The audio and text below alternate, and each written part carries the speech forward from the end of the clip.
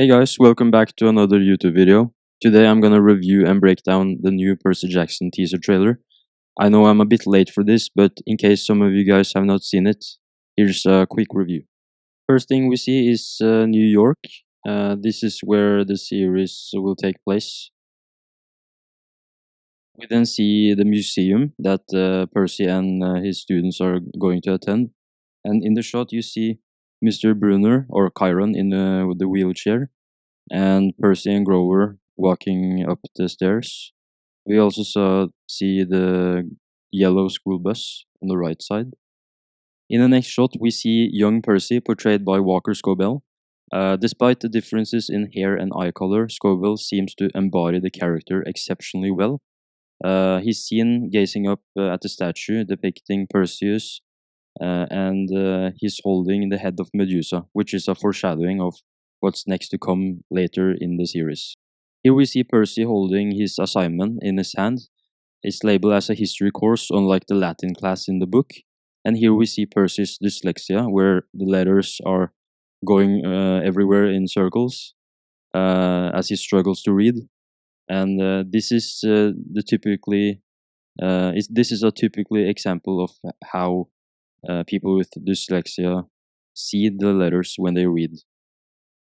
Here we see Nancy slapping Grover. Percy's trying to get up and stop her, but Grover takes up his hand and says, or he doesn't say anything, but it implies that he shouldn't do it. Here we see Riptide vibrating in Percy's hand. I don't believe we saw Riptide vibrating in the books, but in the show, I think it will vibrate when enemies are around. And then we see Mr. Dodds, and I think the CGI on her looks very good, to be honest. She looks menacing, and the CGI is very believable. Here we see a shot of Sally Jackson, and she is Percy's mom. She's explaining things to him, and Percy realizes that he's not a normal kid. Here we see Percy with water in his face.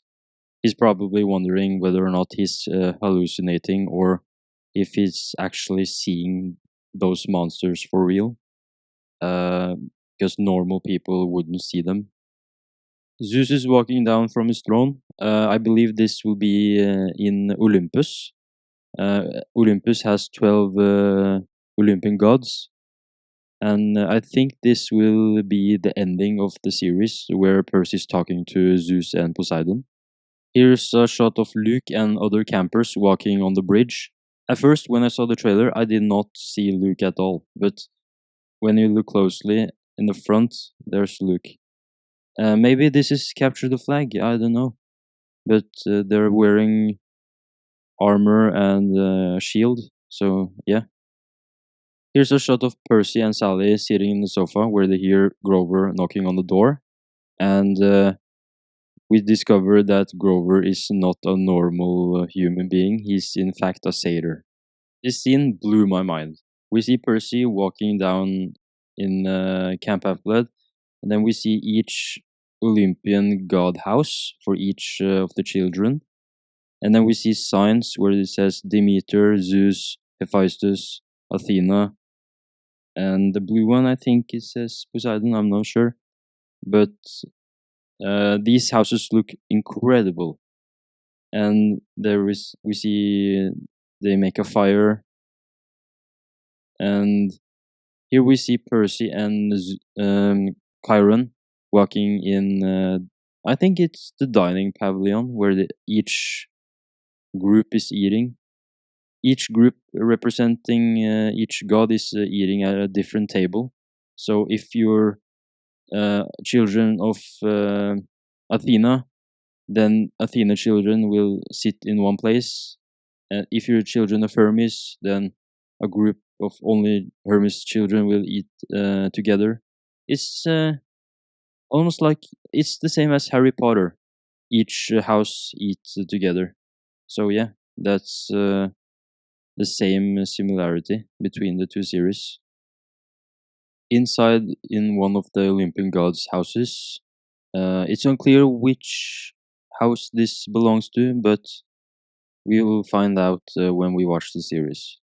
Here we see Clarice ready for capture the flag. It's so cool to see that they're all wearing orange t-shirts and they're wearing armor and shield. That's so cool.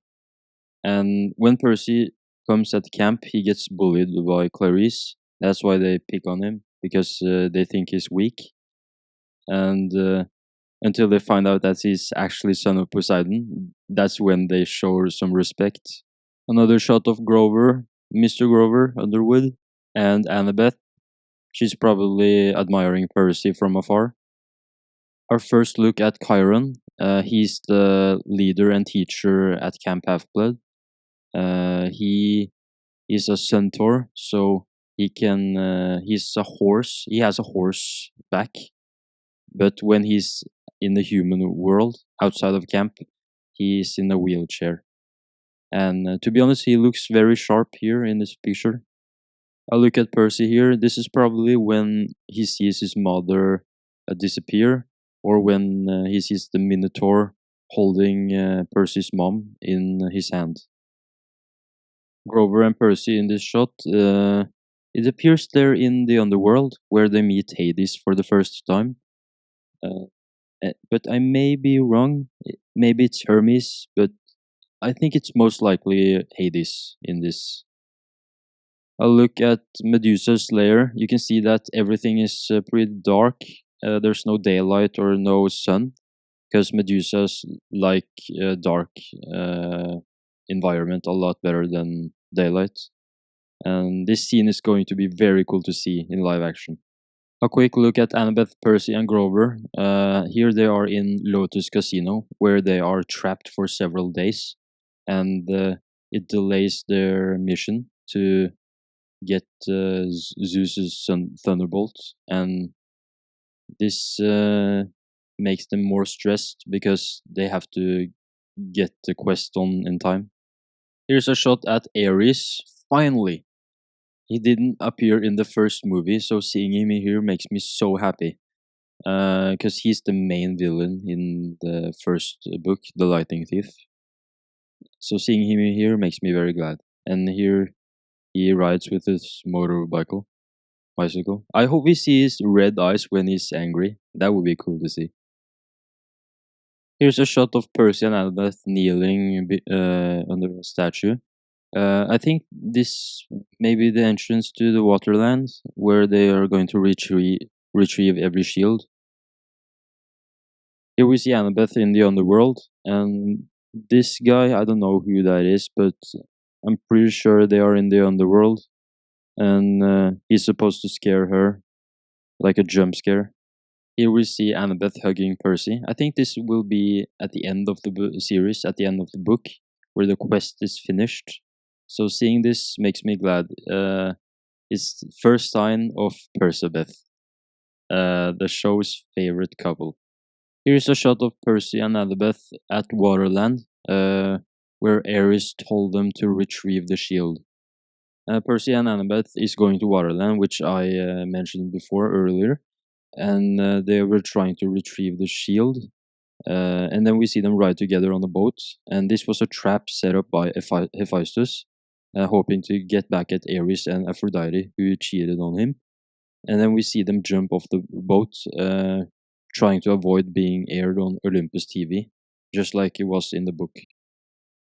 We get a shot of Echidna, or Echidna, the mother of the monsters, and she's handing her chimera after Percy in the St. Louis arc.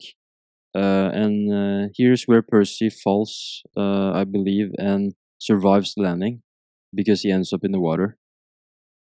We then get a shot of a car where Percy, Grover, and Sally is driving from the Minotaur. He's running after them. And we get a shot of Percy and Sally. Sally tells him to be brave, and the Minotaur takes her and she disappears. And after that, Percy and the Minotaur head on in a battle and fight. Here we see Percy uncapping the pen, and it turns out to be a sword. And that is really cool, just like the books. In the movies, Percy was clicking the pen, but here he is uncapping the pen. We then see Percy and the Minotaur running towards each other in a fight, and the trailer ends off with the Percy Jackson logo at the end. This teaser trailer has made me very excited for the show when it comes out in December 20th. And this was just a small teaser. I'm sure we'll get another full official trailer in November at some point. So I'm gonna review that and post it on YouTube as fast as I can next time. So yeah, take care everyone and have a great day.